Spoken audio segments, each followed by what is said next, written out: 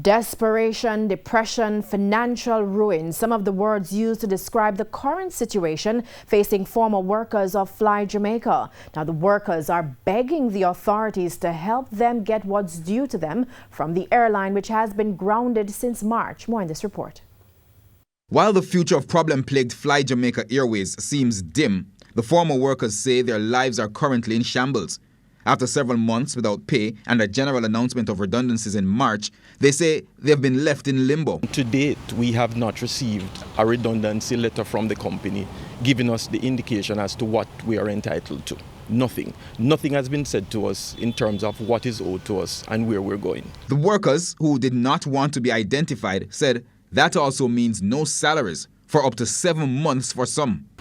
You know, we have to be looking at our telephone, and when we see like First Caribbean calling, you don't answer it because they're asking you for money, which you don't have, because they keep promising you, and then when these people call you, you say to them, okay, you have been promised money, so we'll get back in touch with you next week Friday, and then next week Friday, absolutely nothing. No, the savings that I have to use up is just about gone.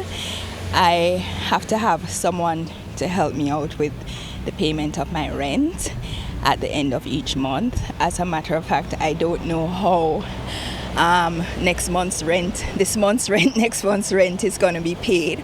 Most of us have had major issues, like me, for example, who is not a very well person.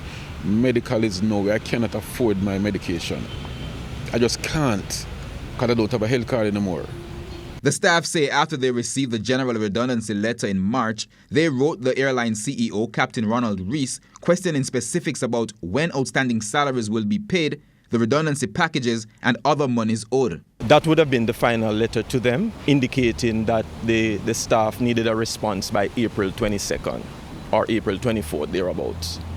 Right. They did not respond to it.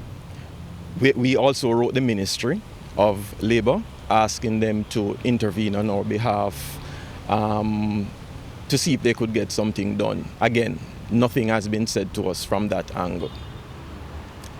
They indicated to us that we should seek legal representation. However, efforts there have also met a dead end, as they say lawyers have questioned their ability to pay legal fees. Earlier this week, Captain Reese told TVJ News that investors are seeking to purchase the airline. The workers say they take no solace in that, as they have been hearing that repeatedly for more than a year. They just need their monies so they can stop hiding from those who they owe. And we are appealing now to whomever, if it's an organization, an entity in government, maybe somewhere, to hear our situation and see how they can intervene on our behalf, just so that we can get what is due to us. We ask for nothing more than what is owed to us for the